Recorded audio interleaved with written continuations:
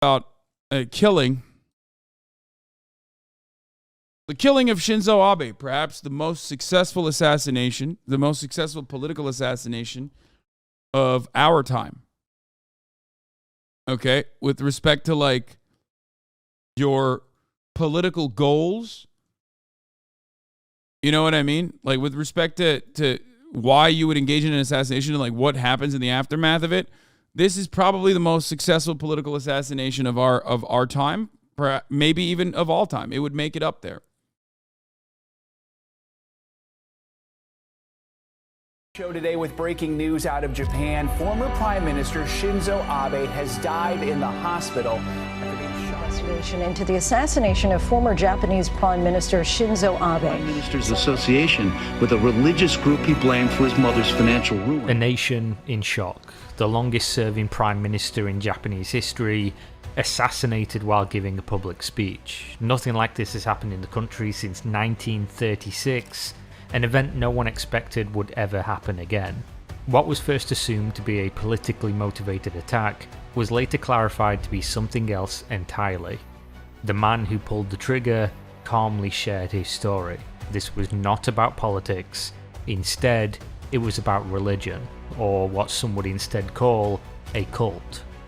The Unification Church. A young man blamed the organization for a ruined life. This young man grew, and so too did his hatred for those who he deemed responsible. And like, that's crazy. They literally, the Japanese people were straight up like, you know, hold up, hear him out though. Like, he killed the former prime minister and the nation of Japan. The Japanese people were like, let him cook because he's kind of not wrong. Like, that's what they said. They literally were like, oh, I'm sorry, you want to pay fucking state funds for a funeral? Not on my watch, motherfucker. I've never seen that. That's insane. Until one day, he enacted his revenge. Shinzo Abe, born 21st of September 1954, was a polarizing figure throughout his long political career. A staunch conservative whom was often described by detractors or opponents as a right-wing Japanese nationalist. Despite he managed to do what no other Japanese politician had done before him. Taking office first in 2006, Shinzo Abe resigned just a year later. I mean, it's wild that, like, people are like, oh, was Shinzo Abe right-wing? It's like, bro, he is a war crime denier, okay? People forget, like, Holocaust isn't the only place where war crimes happen, okay? Like, Holocaust isn't the only place where genocides happened, even during World War II. Like, that it doesn't get more fucking far right than that. You know what I mean?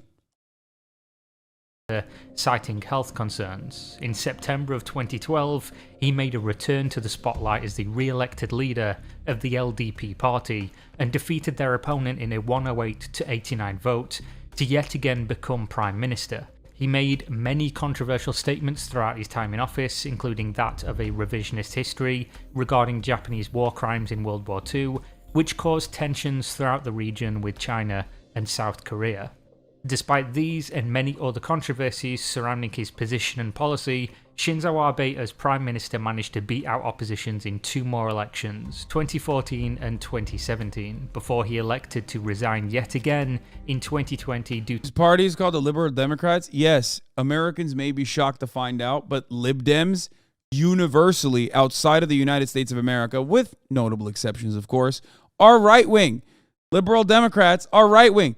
Even if you look at, like, politics in general, if you look at the political spectrum in the United States of America and compare it to other countries, our liberal Democrats are right-wing too.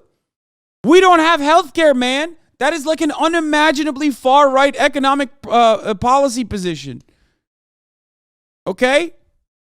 To the relapse of those prior health concerns. Despite all the controversy, Shinzo Abe was loved by many within Japan. His legacy is that of complexity and division among all who followed his career. Somewhere along the way, however, Shinzo Abe is accused to have been involved in an organisation that is perhaps more controversial than the peaks and valleys of his political career. Yeah, an organization that our CIA played a role in fucking putting in a position of power in Korea. In the modern world, a charismatic leader can spread their word and gain followers. This can be described in two different ways, depending on a few factors and your perspective on how that group operates. The first is a pejorative term, cult. The second is NRM, or New Religious Movement. The major difference between the two is how are members recruited and treated, as well as with a cult often being more of a social movement versus a purely religious one. Which brings us to the... You mean Japan? No. South Korea, with connections to Japan as well. No, I'm talking Korea, motherfucker. No, we're talking about the Moonies. Okay? That is the Korean cult, the far-right Korean cult that we have played a role in, okay, building out. Now, that is also kind of similar, or not dissimilar, to the liberal democratic development in Japan, okay? The irony is that, like, there is a connection between the dude who was denying war crimes and comfort women, Shinzo Abe, denying his grandfather's war crimes specifically, right? And the Mooney cult. Both of those formations have Western involvement in them. The Unification Church and where that is classified between these two terms. Originally founded in 1954, South Korea by Sun Myung Moon, the Unification Church is a massive, multifaceted organization that has spread across the globe. Some of the cliff notes as to why some call this organization a cult stems from the original leader Moon and his claim to be the Messiah. He fervently believed that he was the second coming of Christ, and his followers were to not only believe this, but spread the word in hopes of recruiting more people to the church and his cause. Members of the Unification Church are often referred to as Moonies, named of course after their great leader, who is described within the divine principle texts as the one man sent by God to resolve the fundamental problems of human life and the universe. Now, as to how this South Korean organization has anything to do with Shinzo Abe, Japan, and an assassination, all comes down to how exactly the Unification Church is funded. Around 70% of the church's funding comes from the nation of Japan, and particularly what they refer to as spiritual sales. Moonies will research the deaths of Japanese citizens and then travel door to door claiming to be in contact with the recently deceased loved ones of families they are targeting. The claim is that if the family does not give money to the church, the deceased will not find their... What PKK terror attack? PKK terror organization attack on France? What? Wasn't it like a far-right French nationalist who attacked a bunch of Kurdish people? What are you, fucking nuts? So even when Kurdish people are fucking attacked and are victims of hate crimes, they're still responsible and they're terrorists? Is that what you're saying? That's insane, bro. We're not going to talk about that right now, though. We're talking about something else. Yo, he pulled a Megan Thee Stallion on the Kurds. He was like, you know, they are actually deserving and responsible for the hate crimes that they were, they suffered. Their way into heaven. Due to this and many other factors, the Unification Church, despite the name, is said to cause conflict and erosion of families. Followers are sometimes instructed to marry the church's choice or to give over so much money that it would jeopardize the safety and the stability of any... He might just be Turkish and fucked it up in translation, to be fair. Family involved. Due to the widespread operation of the Unification Church and the amount of funding they are able to procure, they have deep ties to many political organizations across the globe. What does the CIA get out of its connection with the Moonies? I wonder what the CIA gets out of, pumping the stocks of a far-right ultra-nationalist religious sect that they can place in a position of power that then where they can exert authority and influence over an entire nation that is already under their control pretty much economically. Oh yeah, that's right. They've done that literally universally all around the world. Anytime that they wanted to thwart like a fucking leftist formation in some country, in any part of the world that they wanted to have a say over, they basically do this exact same thing. Falun Gong is the Chinese version of this, which is unsuccessful, of course, because Falun Gong is like, because the Chinese government is way too fucking powerful in comparison to a war-torn, absolutely fucking destroyed South Korea. And at the time and place when, they were building out the Moonies.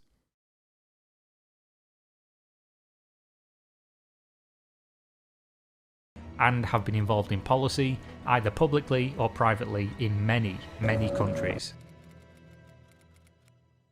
After World War II, the first elected Prime Minister of Japan was a man by the name of Nobusuke Kishi. As Prime Minister, he assisted in bringing the Unification Church to Japan. Nobusuke Kishi had a son by the name of Shintaro Abe, who became Japan's foreign minister. He, of course, was also heavily involved with the church, and as you would have guessed, Shinzo Abe is the son and grandson of these two men. All three of them are alleged to have been at many of the services for the church for multiple decades, and they are not alone, as many other high-ranking Japanese politicians have been linked with the Unification Church and subsequently with the Moonies. This information, while known publicly, did not take any form of media centre stage or seem to be deemed a problem until July 8th of 2022, the day that Shinzo Abe was carrying out his duties at a political event outside a train station in Nara City. During his speech, a man with a homemade firearm walked up behind him and opened fire. The first shot missed. Shinzo Abe turned around to see what the noise was, and the second shot landed. The suspect was arrested immediately and taken for questioning, which is where he calmly revealed the reason for the day's events. Tetsuya Yamagami was born September 10th, 1980 in a privileged household. His grandfather on the maternal side owned a local construction company, which his parents of course helped to run, and the family was generally quite affluent in the area. Tragedy struck early in Tetsuya's life. He said, motherfucker got taken out by a thingamabob. It's true though. It's not even a blunderbuss. You know what I'm saying? That shit was like, that's crazy. How is his hairline so good for his age? First of all, you don't know that, okay? Especially Japanese people love doing the hiding the hairline thing sometimes, okay?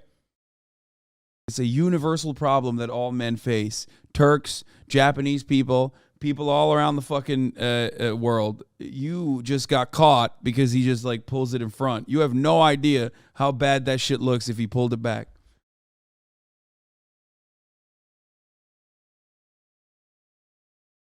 Life. In 1984, his father took his own life. As he grew up, he grew close to his uncle as a result. Everything progressed relatively normal from there, that is, until the death of his grandfather. This was when Bro got popped by a blicky madoodle. Stop. A whatchamacallit. I've never even heard of that. A blicky madoodle? things started to really go wrong for the family and get out of control. Tetsuya's mother took over the construction company, but clearly struggled with the death of her father and her husband. In the 90s, to deal with the loss she'd suffered, Tetsuya's mother joined the Unification Church. She regularly attended gatherings, taking her 3 children with her as much as possible. Tetsuya, now a teenager, watched his mother donate every penny that the family had remaining, starting with around 7. These churches literally operate in a similar capacity to fucking casinos where they catch whales like this, okay? They cast as wide a net as possible, catch as many whales as possible, like this dude's mom, okay? And then they milk him for whatever the fuck they got left. $720,000, which were all of their savings, followed by a parcel of land her father had left her, and even the house the mother and 3 children were living in. This caused the family to declare bankruptcy in 2002. The bankruptcy, however, didn't stop the mother from donating to the church. Tetsuya and his siblings were neglected to the point they regularly needed to contact their uncle to deliver them food, as their mother was too busy at the church and prioritized giving the money to them instead of buying food for her children. Due to this financial situation, Tetsuya had little option but to leave home without the education he longed for, as the family just had no money for him to go to college. As a result, he joined the Japan Maritime Self-Defense Force, where he was posted to Kure Naval Base and the destroyer JS Matsuyuki. 3 years later, in 2005, he attempted to take his own life so that his siblings could collect his life insurance policy. Things were just that bad. A few years later, his older brother was diagnosed with lymphoma, a disease he struggled with for many years, and of course couldn't resolve due to financial restraints for medical bills. This brother took his own life to escape the disease and financial burden in 2015. Tetsuya by this point blamed the misfortune of his entire life on the Unification Church and the Moonies. He researched the group with an obsession and planned to assassinate the leader. However, he discovered the Shinzo Abe connection and decided that his grudge was with the man who helped spread the church's influence in Japan, which ultimately consumed his mother and ruined his family's life. On July 7th, just 1 day before the attack, Tetsuya sent a letter to a blog editor who reported on problems experienced by children of religious cult believers. The letter reads, "I once wrote to you that I want a gun so bad that a hand might as well come out of my throat to reach for one. Since then and now, I've devoted myself to procuring a gun. Bro, that's crazy. Yo, bro wrote poetry, dude. Dude, it's like that is crazy. That's like an actual villain origin story. Like, God, our shooters are so lame. Like, they have no fucking actual political targets. It's literally just straight up, like, relentless, unfiltered frustration and rage that they fucking have. And their manifestos are literally just copy-pasted 4chan poll memes, like, about white people getting replaced or whatever. This guy actually had, like, an anime villain arc where he was just, like, I mean, that's crazy. That's crazy.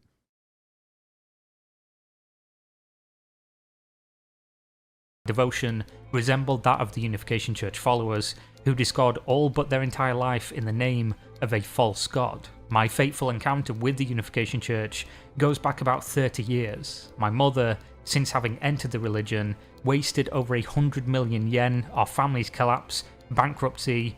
As such things went by and my teenage years were over, it wouldn't be an exaggeration to say that this experience continued to distort the rest of my entire life. While I did loathe Abe, he is not the primary enemy. He is no more than one sympathizer of the Unification Church, one who has great influence in the real world. This letter was discovered days after the assassination and later released to the Japanese media, along with the story of Tetsuya Yamagami. With nothing left to lose and having accomplished part of his mission, the now 41-year-old man described his previous attempts to remove high-ranking members of the church from this mortal realm. From the time of bankruptcy over 20 years ago, he would walk the church halls with a knife, searching for the opportunity to find the South Korean leaders of the church. He made plans to burn another member with a Molotov cocktail in 2019, but had to give up due to the inability to access the church on that given day. He considered making homemade hand coming out of mouth is a saying in Japanese. I mean, that's a cool ass saying, bro. Someone said they made the villain too relatable. Yeah, dude, this guy has, like, he is the genius of hard work, okay? He literally worked so fucking hard for this. Like, you know, half the mass shooters are just like, they're just like directing their frustration after, like, a store purchase gun that they fucking got a week prior on whoever the fuck they want to. You know what I mean? This guy was like letting it cook, okay? This guy was sitting in the kitchen cooking up fucking schemes. Not even saying it's a scheme is like undermining what he was trying to do here.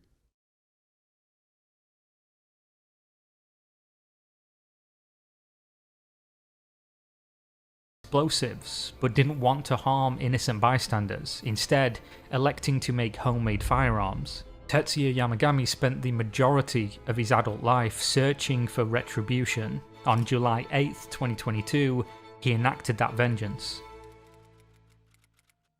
The Japanese government has begun an official investigation into the Unification Church. There have been months of revelations about links between the religious group and the government. Are we sympathizing with a killer? No, of course not. But also, having said that, it's just, I'm just looking at this situation as objectively as I possibly can. Liberal Democratic Party. In the immediate aftermath of the event, there was panic and uncertainty. Politicians cancelled plans and campaign appearances out of respect as well as safety concerns. No one knew what else could happen or even why this had happened. It's not even that like I'm sympathizing with the killer, the assassin in the situation, but it's more so that like he had a goal. Okay? He very clearly defined his goal. He overcame great odds, okay? Many obstacles, many hurdles were cleared, okay? He built a fucking rust weapon, a blunderbuss, okay? Out of just tape, pretty much, right? And then ended up assassinating the longest, leader in Japan, right? Other than, emperors and shit. Who had done many awful things throughout his lifetime. But the reasoning for why he had assassinated him was because of his connections to a CIA-built, psychotic, far-right, ultranationalist Korean church. And not only that, but he did what he did, and then the Japanese people literally fucking turned around and were like, actually, he's kind of right, though. Which is crazy.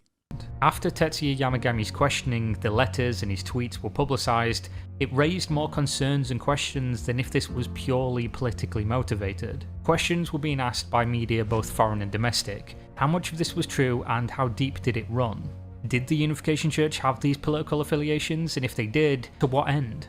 In a surprise, the Unification Church did confirm the story, though they left out key details. A representative confirmed the Yamagami family were part of the church for that period of time, and that they donated money, but didn't confirm a dollar value. They also denied that Shinzo Abe was involved with them, just that he gave friendly speeches. This is what a leftist terrorist is, and is very much more dangerous than the right, but look how much suffering he had to sustain to get to this point and still didn't want to kill innocent people. That's crazy. Yeah. For their affiliated organizations. Then there was infighting among the Moonies from Korea, with a statement released expressing guilt over the death of Shinzo Abe. A prominent leader of the Moonies claimed he wanted to reform the actions of the church in Japan, striking the practice of spiritual sales completely from the organization. I mean, it doesn't get more... Bro, it doesn't get more than that. You know what I mean? That's it. More dangerous? No, he means more dangerous. Like, this is why leftist radicals are more dangerous in the sense that their cause is just, is what he was trying to say. In a lot of instances, leftist radicals are more dangerous as a consequence of their cause reaching public support relatively quickly, because it is oftentimes hyper-focused on people who are vilified. You know what I mean? And more effective, I guess. And it was so effective. That's why I'm saying this is perhaps the most effective political assassination of our time. Like, literally, he killed a fucking long-term leader in Japan. We're looking at it from America, not really fully understanding not fully grasping the situation. But like, I've never seen an instance where like a fucking political leader gets assassinated, and then the public overall is like, I kind of see the points. I kind of understand why this guy did it. You know what I mean?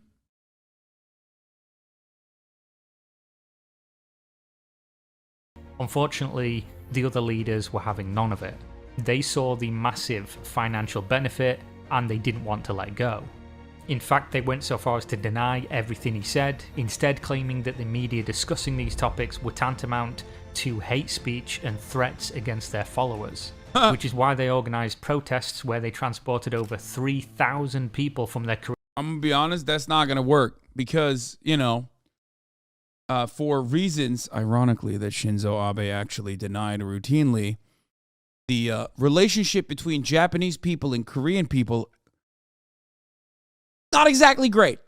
Okay? That certainly was a systemic form of bigotry that played a role in why this was a successful assassination.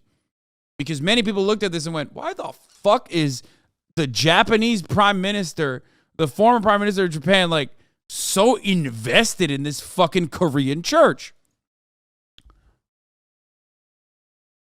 Because, let's be real, There's a lot of story there. There's a lot of background there. Not too fond. The Japanese people are not too fond of Korean people, vice versa, for understandable reasons, especially on the Korean side, even though this unification church is a far-right ultranationalist unification church, and I'm not fucking, supporting them in any meaningful capacity. But you have to admit that Japan's, like the overall Japanese attitude towards Korean people in general definitely also played a role in why this was a successful assassination. Facility right to the streets of Seoul to rally against Japanese media. Most of the participants in this rally were Japanese women who were married to Korean men through their arranged marriage system. As if that wasn't enough, they also started to sue Japanese media outlets or even talk show guests for defamation whenever they... And also, as we all know, in Japan, you can sue someone for defamation, even if they are truthful. Fun fact for everybody who doesn't know, let's say someone's a pedophile, okay? Let's say there's a pedophile in Japan, and someone goes on a media show and goes, that guy's a pedophile, okay?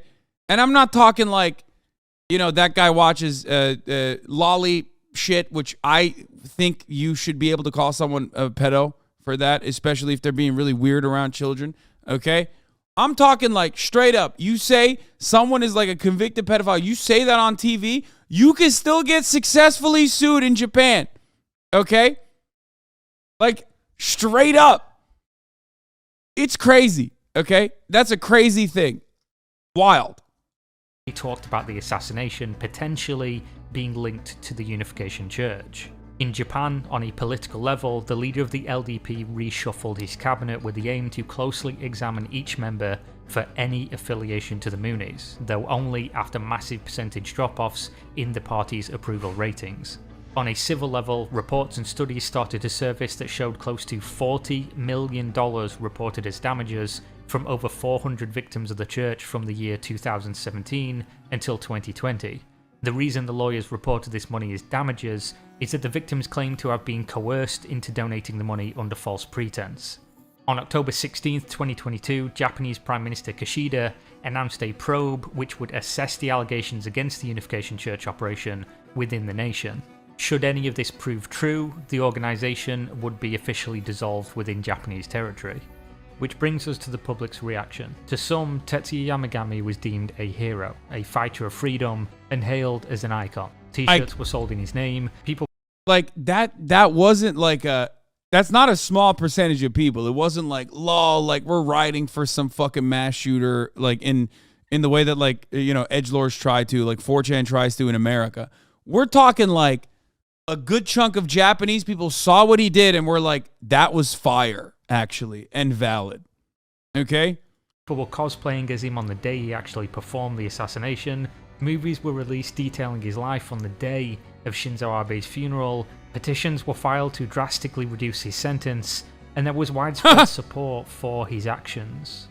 The issue here is doing so could cause others to try to resolve their own problems in life with those same radical methods. And that is how the most polarizing figure in recent Japanese politics was assassinated due to his alleged involvement in an organization that has solicited billions of dollars from grieving Japanese families. I mean, that shit was crazy, dude. That was crazy. That fucking happened. Wild. Absolutely fucking wild.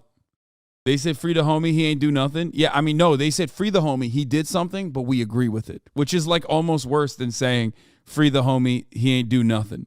They were like, no, we know what he did. We liked it. We would like more of that, please. That's what they were fucking saying, dude. It's crazy.